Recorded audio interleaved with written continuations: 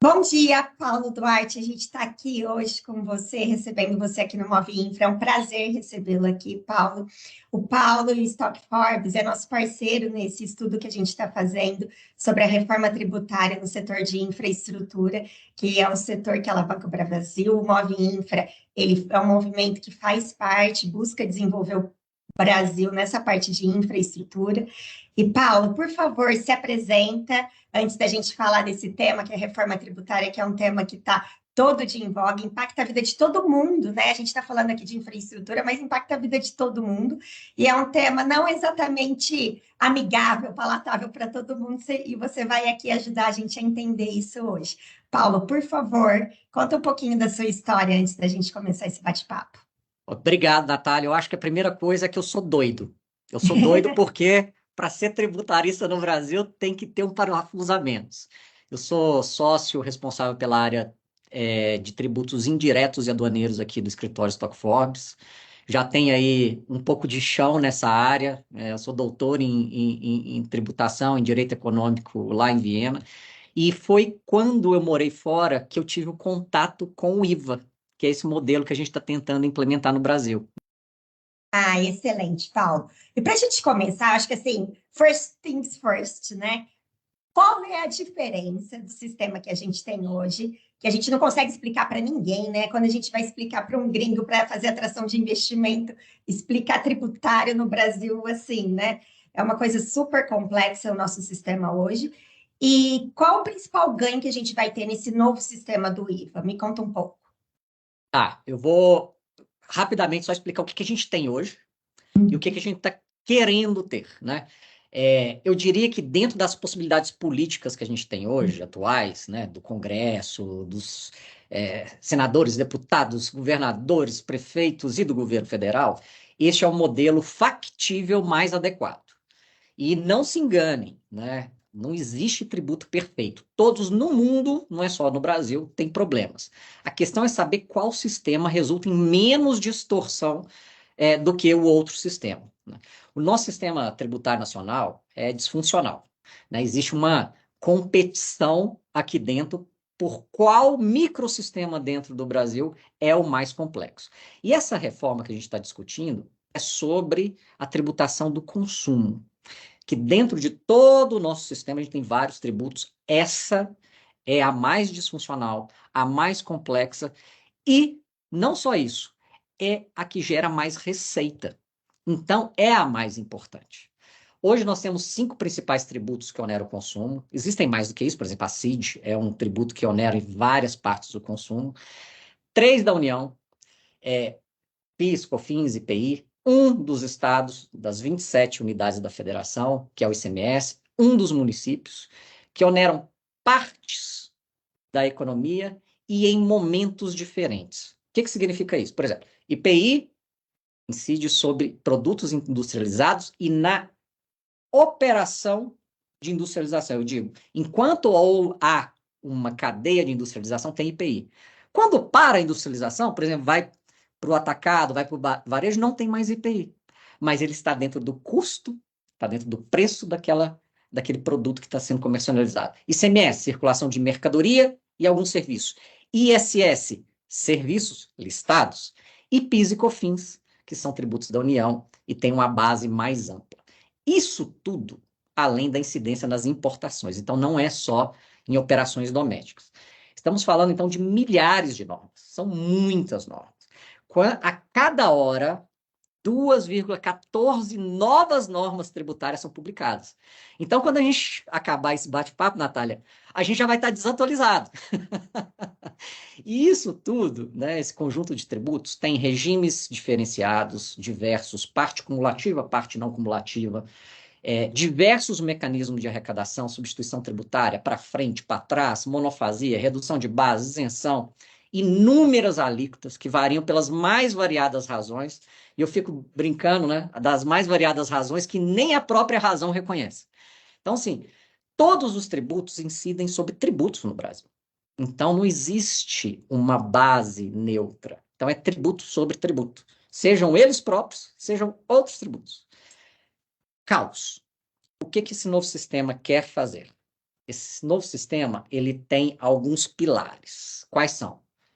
Neutralidade plena, que é a não cumulatividade, então não haverá tributo que não seja recuperável, o que para a gente já é um grande ganho, porque hoje existe sistema acumulativo, sistema não acumulativo, e isso onera a cadeia econômica. Cobrança por fora. O que é cobrança por fora? Hoje, existe tributo sobre tributo. O IBS, que é esse novo imposto que a gente está querendo adotar, ele é por fora. Ele incide sobre o valor da mercadoria, o valor do serviço, o valor do direito. Então, não existe mais tributo sobre tributo.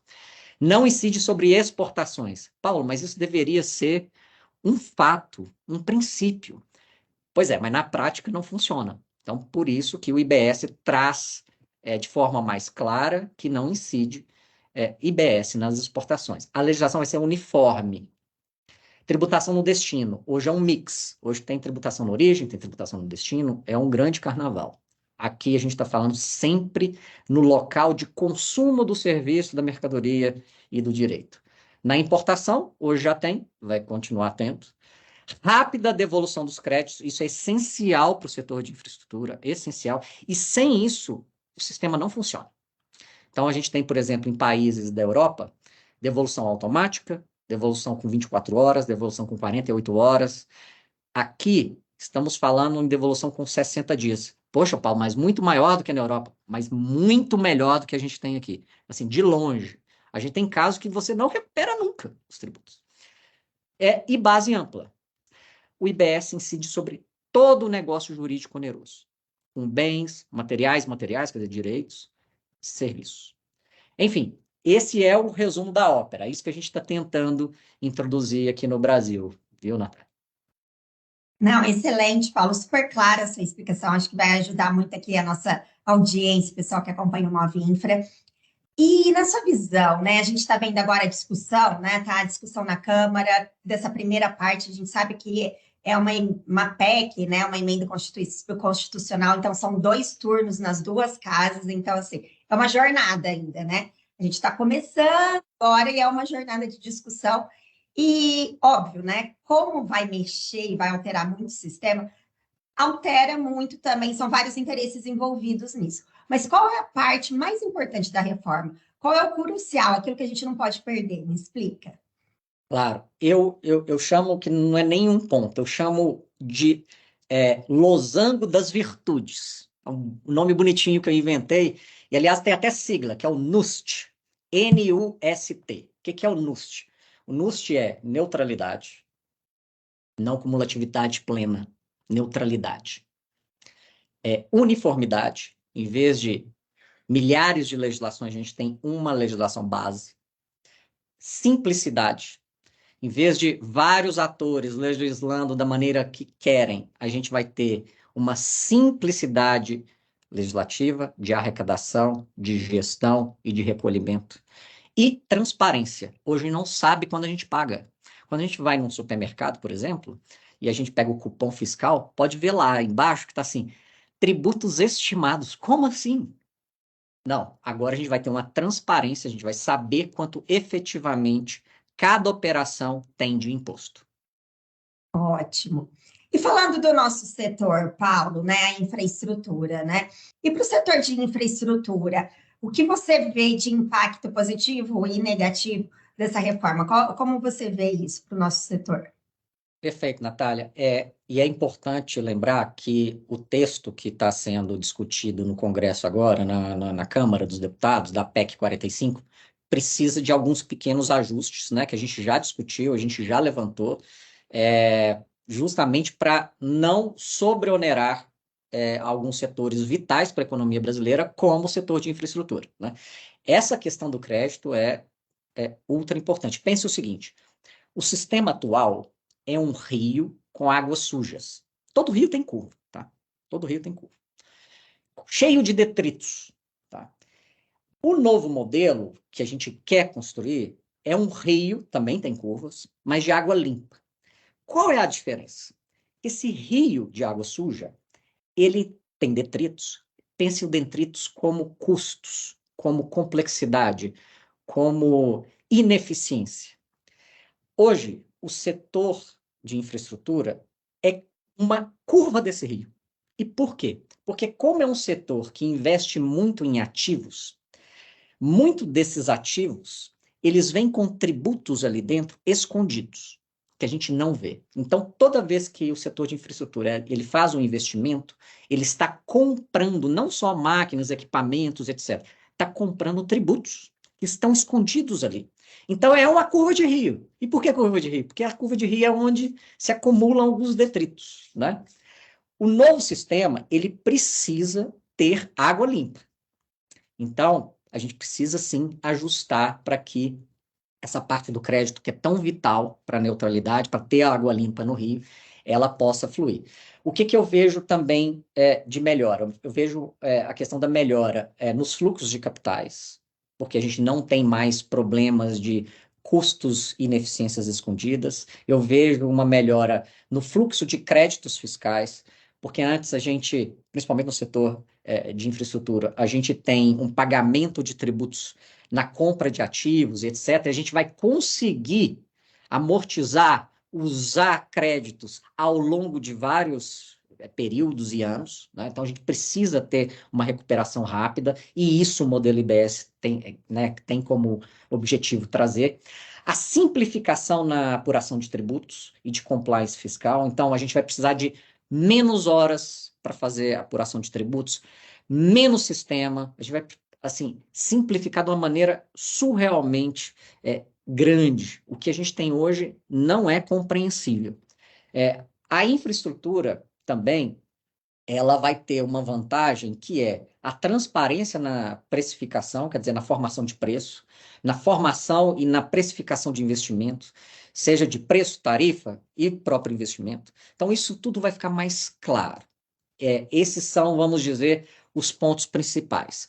Agora, a gente fez um estudo, né, e até para saber o impacto econômico desse novo sistema no setor. É lógico que o setor ele não é único, né, a gente está falando de um conjunto de atividades que às vezes são bem diferentes, né? Tem um dorso comum, né, um chassi comum, mas são setores que têm características distintas, seja concessionária de rodovia, portos, aeroportos, transporte. Então, a gente tem aí impactos distintos. É lógico que o que a gente pôde apurar é que, de forma geral, o impacto de carga vai ser neutro, às vezes vai até melhorar, e algumas atividades específicas vai ter um aumento. Mas esse aumento, na nossa visão, ele boa parte temporário. Não, o Move Infra, inclusive, 2 dias atrás, a gente soltou a nossa posição formal de apoio à reforma, que a gente acha exatamente isso. Desculpa. Que vai simplificar todo o processo. Acho que o relator está super sensível com esses pontos e a gente vai conseguir avançar. É uma jornada, a gente começa agora, né? Essa discussão na Câmara, tem Senado, tem lei complementar, mas é algo que com certeza o Brasil precisa. A gente não tem dúvida disso aqui no Move Infra. Paulo, muito obrigada por ajudar a esclarecer para a nossa audiência esse tema que é super sensível. Stock Forbes é nosso parceiro. Muito obrigada e vamos continuar monitorando esse tema ao longo dos próximos. Essa semana promete, né? Mas não acaba aqui, ao longo dos próximos meses, para a gente conseguir sair do outro lado e ter um país que entre num nível de governança, como todos os países da OCDE, basicamente, né? Que a gente consiga ter uma proposta de impostos mais simplificados. Muito obrigada. Um abraço, Paulo. Um abraço, obrigado e parabéns pela iniciativa.